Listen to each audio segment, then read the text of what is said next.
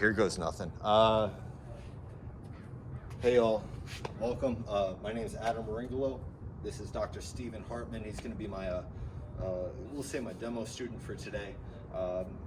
This is just going to be a real short half-hour Hatha practice, a little bit more stationary in terms of the postures, meant to help open shoulders, reduce stress, because I'm guessing the timing on this means that most of y'all, it might be very, very effective in order to help.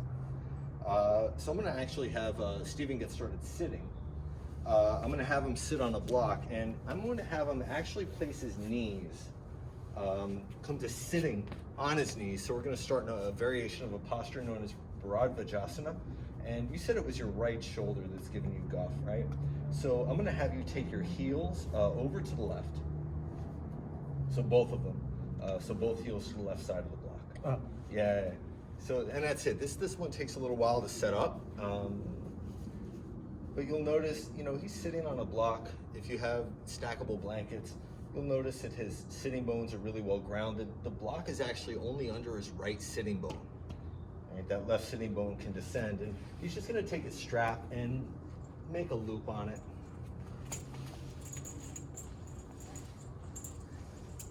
And it can be a really big loop, you know, and this is the kind of thing where we just kind of get right to it. We get right into it.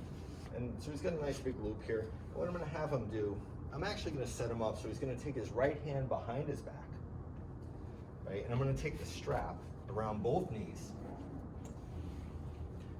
right? And that strap, I'm going to have him reach his right hand behind his back and get the strap. He's going to take his left hand to the outside of his right knee, right? And begin to twist. Right? And as he begins to twist, you can see the propensity for a side bend in the twist, which is something we're going to minimize. So I'm actually going to have him bring his right ribs into his midline. He does an incredible job of that, better than a lot of folks, better than I do probably. And he's going to turn his chin towards his left shoulder. So you can look the other way, towards the front of the mat or towards me. Oh no, if you want to turn your head to the left. This way. Yeah.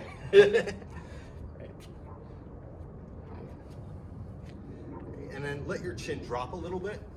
There it is, right? And he's going to continue to pull his right shoulder back in space. And again, you see the back, you can't really see, but assume that the muscles at the back of the rotator cuff are fully engaged, right? And that's what pulls his shoulder head back. He's going to use his lat to drive his right shoulder down. Right? And he's going to let his chin drop towards his left shoulder. Right? So those of you at home might have to kind of go through this 2 or 3 times to feel as though the setup is right. I know I often do. In fact, a few weeks ago when I'd shown this posture to him in a one-on-one scenario, it actually took me a few moments and actually a couple of attempts to get it cued properly.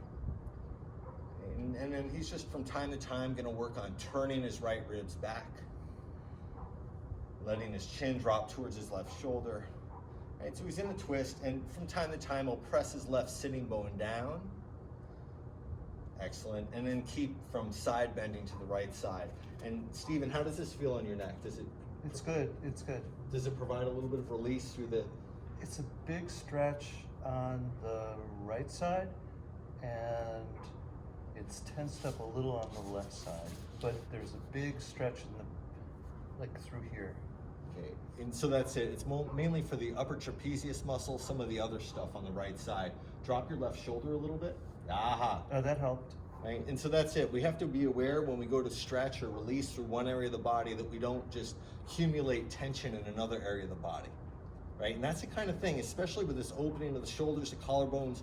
Those of you that are online a lot, those of you that are, kind of just dealing with stressful scenarios, as we all are, in the spring of the COVID, just check in, spread your collarbones, drag your shoulder blades down your back. Just notice where the tension shows up. You can begin to really utilize this yoga practice as a tool. I'm going to give them 3 more breaths here. As I take off my shoes. So we're really doing this on the fly today, which is good because I think that y'all might agree that it's just how we live life. So we're doing our best at all times. Take one more inhale. And then exhale, let it go. And then just go to the second side when you're ready. And I'm hoping that everybody can hear me okay. We're outdoors, we're on a rooftop from an undisclosed location. So, and in case you can't see the Golden Gate Bridge in the background. So wait, this goes, I go here, grab from here. Exactly. I'm having him take this strap you'll see around both shins. He's reaching his left hand behind his back. He's going to take his right hand to the outside of his left thigh and turn your ribs to the left. Other way. So see, he's twisting to the left, but his chin goes towards his right shoulder. And then let your chin drop. And again, see that right shoulder, right? It automatically clenches as we go to open the left. So what do?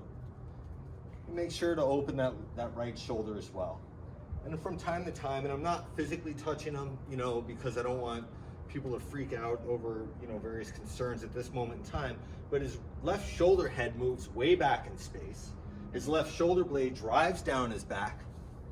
And he's taking several breaths, right? He's rotating. His ribs to the left, dropping his chin to the right.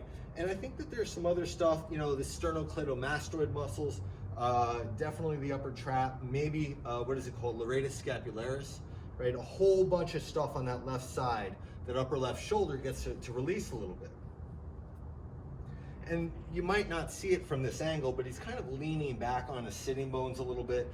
And that's it, he knows, right? Just kind of rolling forward to the front of the sitting bones.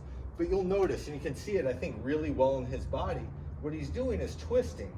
And it's something he's actually been putting a lot of work in over the last several months to really increase mobility of the spine. We can do some stuff on that at later dates. But you see his spine is effectively vertical, right? He's not rounding his back as he twists. He's not thrusting his rib forward, and he's not side bending. He's moving in what's known as a transverse plane, keeping his collarbones open. Take 3 more breaths here. And just to be forewarned, from time to time, you probably will hear the breeze as it kind of picks up and dissipates. So you might have to work with this a little bit. Like I say, we're going just one shot recording, right? And then I got to shout out my buddy Christoph in Boston, right? Because that's how he approaches things as a DJ, one of the best in the drum and bass genre in the U.S. All right, you can let it go when you're ready. And then I'm actually going to have him, because I love to torture people, he's going to go right to forearm plank. Yay. Right, and because I want y'all to really feel this, and I'm going to have him interlace his fingers. Right? The option I like is pressing palms together, but I know some folks really aren't necessarily feeling this. But you see how open his collarbones are, how he drags his shoulder blades down the back, right? So he made sure to open the top of his shoulder, and he's not allowing the pattern of holding to resume as intensity increases, right? So that's a yoga practice, right? We encounter these sensations, we notice our habits of holding, right? Of reaction, of response, and we begin to actively liberate ourselves from those tendencies, right? That is the clearing of the samskaras. If we're talking, Patanjali's Yoga Sutra. You can walk your feet back a little bit more, right? But one thing I want you to notice is hips are a little higher than his shoulders, but if you see in his back, he's not, squeezing his ribs to the mat. He's actively moving his low ribs in.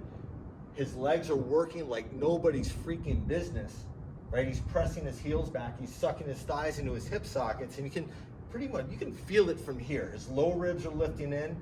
His frontal hip points, the ASIS, are moving towards his low ribs. Take 1 more inhale, and then exhale, lower your hips to the mat, Sphinx pose. And for this, I'm actually going to have him place his forearms down parallel to each other. And you see how good he is about getting his elbows in? I can guarantee at least a third of you at home will need to readjust that 3 or 4 times. And then I'm not sure if you can see from the angle, but all 10 toenails are down. In his case, I'm actually going to take a block and place it between his shins. Spread your legs a little more. Excellent. Now, feet down. Excellent, and that's it. He's squeezing all 10 toenails down. His big toes are elongating back. His outer shin muscles are firming in. And then guess what? Once he gets the work in his legs down, he's gonna move his tailbone back to his aha. And y'all can see that. He moves his tail towards his heels and anchors it. And then what happens, right? Then you can see his low back crunches less, right? So he's elongating his low back. He's gonna move his shoulders back and drag his shoulder blades down his back. Take an inhale. Exhale, let it go. Lower your chest all the way down. I'm going to take the block and set it aside, and yes, we will disinfect this after. And I'm going to have him reach his hands back, grab the strap. Again, if you don't have a block, there's something you can place between your shins. If you don't have a strap, you can use a towel, a hand towel. Don't use a paper towel, that shit will tear, right? And you see he's already pulling his shoulders onto his back. And you see that when he actively drags his shoulder blades down his back of his neck gets longer, even though his chin's a little bit lifted. I have a personal theory. I'm sure some folks will disagree. There's a way to lift your chin while lengthening the back of your neck. And what that's going to do is it's actually going to move it towards, really keep the lift of the skull, the front of the chin, keep it to the axis vertebrae. Okay, and he's still working his legs, tops of feet pressed down, tail is anchoring, right? So we're countering everything that you might do if you were in front of a computer all day. Take an inhale, exhale, let it go. Whew. Right? And this is a particularly strong individual, right? Particularly austere in his practice. So some of these holds might be a little bit difficult for those of you at home, that's fine. Take your time. Plant your hands. I'm going to take the strap and set it aside to your right side. Make your way through plank to down dog, Adho Mukha Svanasana. Why not? Because it's a foundational pose. Right, and you see when he comes into the down dog, and you know, he's really good, right, about wrapping his upper outer arms back. Move forward a little bit in space. I think you might be able to see this at home. Pull your collarbones more apart. Aha, you see that difference? Lats turn on, upper outer arms wrap back. Press down through the base of your index fingers. Now press your hips up and back. And you see he's got a really long back, but one thing I want you all to see, his heels are not on the mat. You probably can't see it from this angle, it's fine. Take my word for it. Bend your knees a bit. Move your hips a little farther up and back. Leave your knees bent. And you see that, how his whole body shifts back. Now he's gonna have to work to pull his collarbones from his ears. And you see the external rotation of the arms. He's wrapping his upper outer arms back, right? So again, not letting it dump into his traps, not letting the old patterns come back, right? Using it as a point of departure to initiate new patterns, to break old habits, to increase expansiveness, right? To decrease tension around the neck. Inhale the plank. Right? And then one time, exhale, lower all the way down. And I'm gonna have him take baby cobra, just for fun. And you see how his hands are a little under his shoulders. Everybody tuning in, most likely, slide your hands back. Aha, and his elbows hug in. He knows that part, does a really good job with it.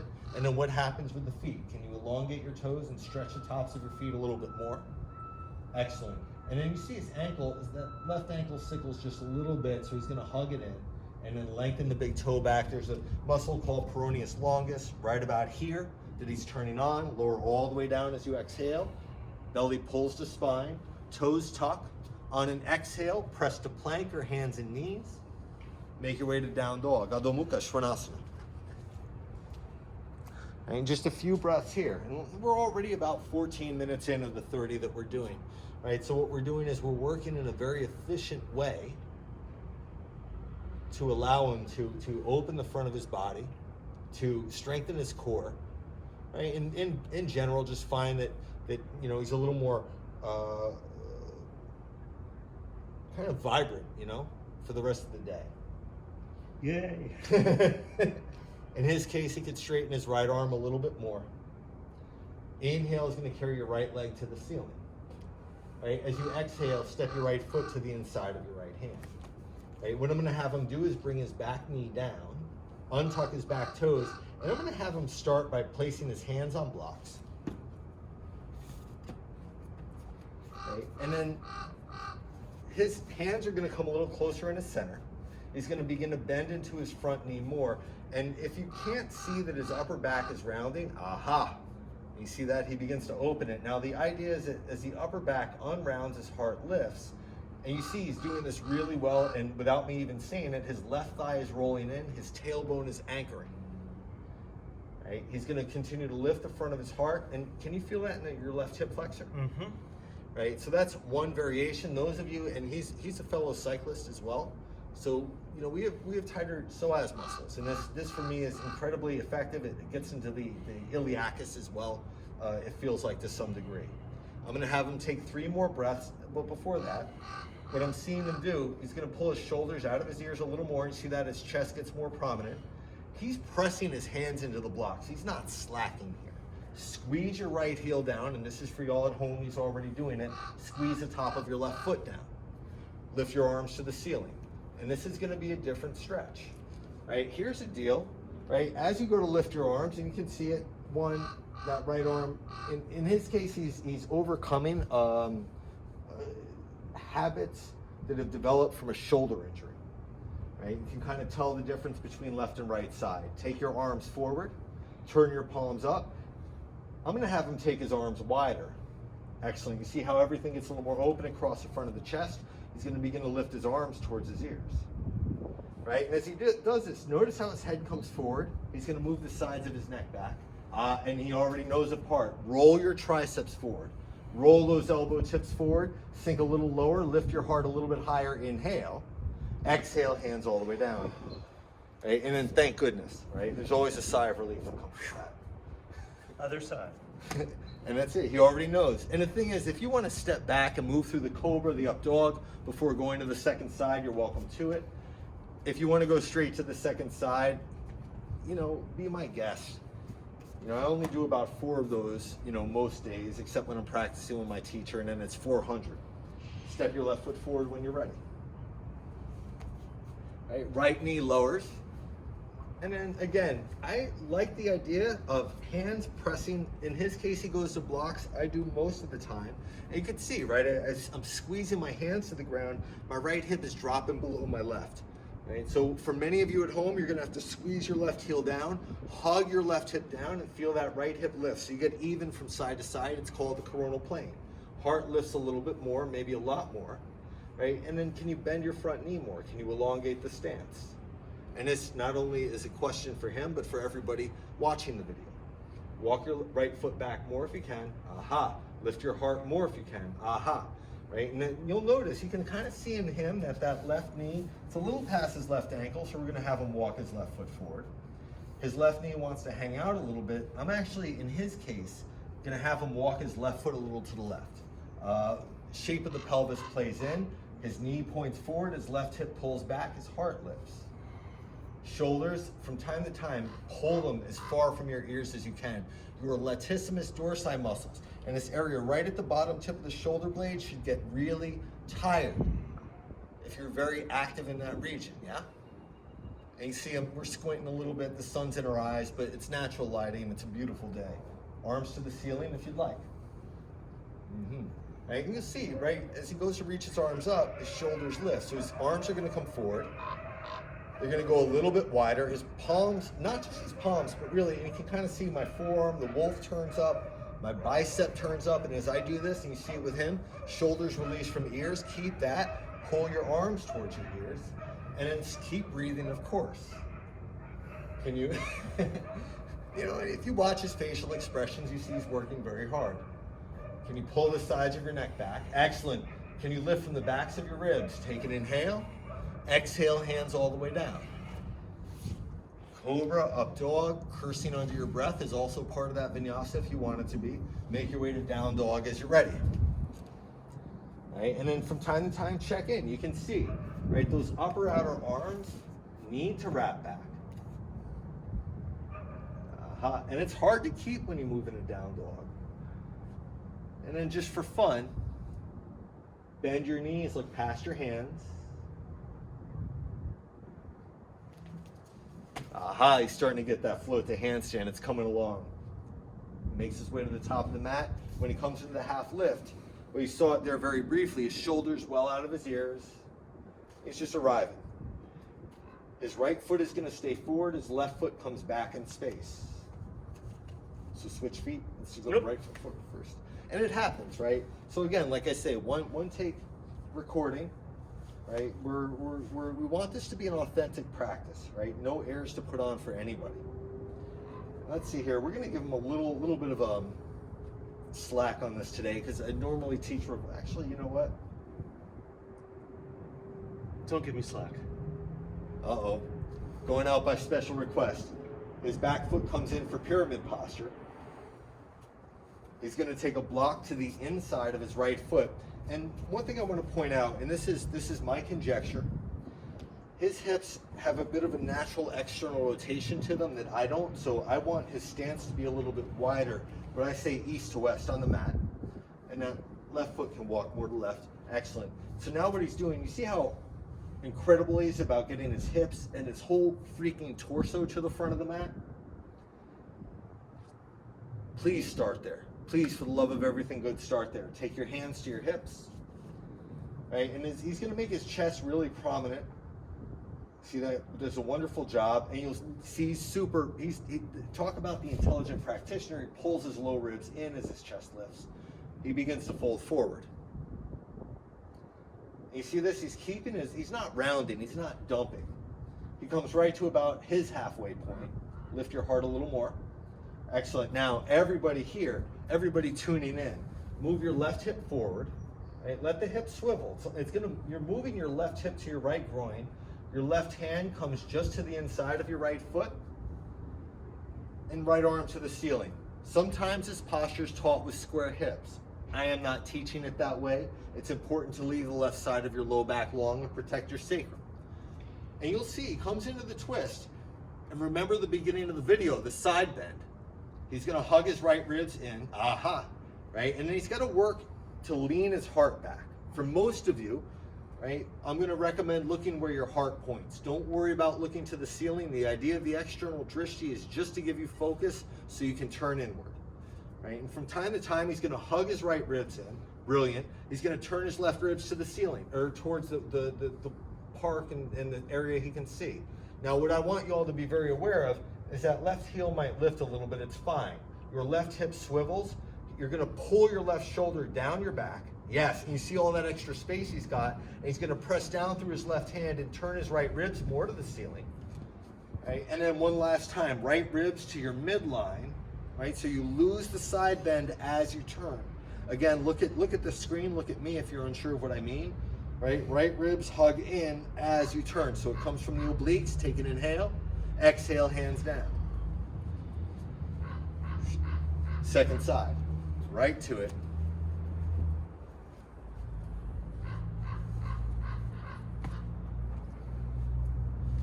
Right? And you see his heels are basically in line with the sitting bones. We're adding a little bit of space to that and you might even see it from home, right? His hips have an external rotation that mine simply don't. Right? And the idea is that we're all a little bit different. His hands go to his hips. He's elongating the front of his torso as he folds. Right hip, swivel it down. Right? Even more, drop your right hip substantially.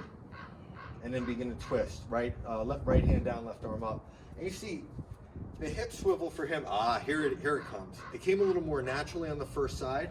And then one thing, just because I don't want tension showing up in his neck, instead of letting his head drop, just look right where your heart points.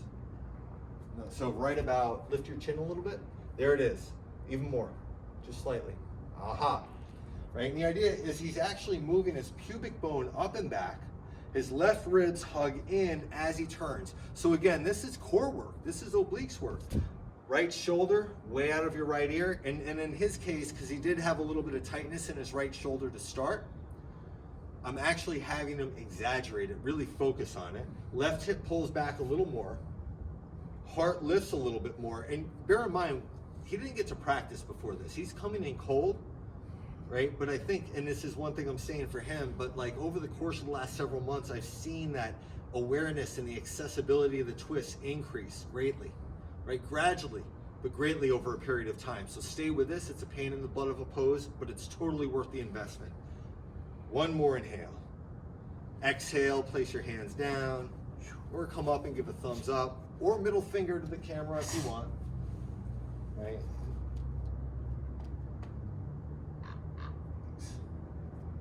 Nice. You see when he went through, you know, he went through that up dog a little bit fast, right? It was almost like a sense of escapism came in, and trust me, I'm not saying this as though I've mastered it. I have to work really hard not to check out and practice.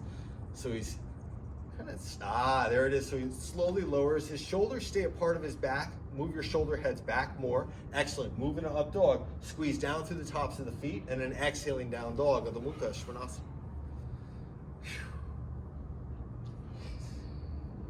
Nice. So that's it. We got some core work in. Got a twist in. Right? Open up the front body a bit. Here's the deal. Those of you that want to go a little easier, I'm going to have you go to a wall. Sitting bones against the wall. You're going to put your legs up the wall. For Steven, what I'm going to have him do, I'm actually going to have him put his hands on blocks and down dog.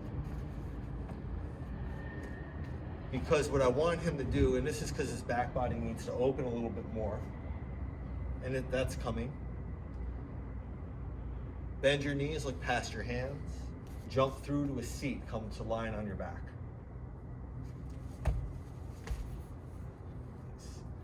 And then once you go to lying on your back, again, I do recommend a strap or a hand towel for this. I'm going to have you take both legs straight up. And the strap, he's either going to put it around the balls of his feet, right, or his heels. I recommend one or the other. I don't recommend the middle of the arch of the foot, because usually what happens is the foot itself, it kind of goes dormant. Right? In his case, I'm going to have him take his legs a little bit forward. So I'm going to say legs straight to the ceiling, but that's got a big old asterisk next to it. Many of us, and I'm very much in that group where the hamstrings and the low back are tight, it's not going to be a 90-degree angle. You want to be able to take your legs straight, shoulders relaxed to the mat. So in most cases, you need more slack on the strap than a lot of folks give themselves credit for. And you'll see in his case, and he's great about this, and he already knows, presses through the big toe ball mounds, outer edges of the feet draw back. And what you might do is take your feet a little wider, maybe 8-ish inches, right? And then press through the big toe ball mound, right? And see how that feels. And then take your feet all the way together, right? And see how that feels. And if there's an area that's particularly juicy, right? And you know, whether it's juiciness isn't juicy fruit, orange juice, or juicy, as in the song title by the one and only Christopher Wallace, aka the deceased Biggie Smalls, right? You want to find something that you can really revel in for a little bit. Right? I don't normally laugh at my own jokes. I thought that was kind of good off the cuff. Good one, Adam. Thanks. Good one. Thanks. And y'all watching this are rolling your eyes. Good. Right? And he's just going to be here a little bit, and I'd like to actually see him utilize less effort. It's like he's kind of reading his mind. We've been working together for a bit, so and you know, I'm a pretty predictable individual. Take your legs forward a little more. Right? So he's in. It's not Supta Padangusthasana. It's like a reclined variation, almost like a Supta Paschimottanasana, supine Paschimottanasana. Just take one more inhale here. Exhale, let it go, let your legs release. Now, if you need to kind of take a final bridge pose or, you know, have some movement before Shavas, you're welcome to it. Because we're both kind of on time constraints today, we're going to let you take your final rest, your Shavasana of your own accord, but I do recommend taking at least 5 minutes here to really let your central nervous system settle. On behalf of Steven and myself, Adam, have a great day, y'all. Thank you. Thank you, Adam.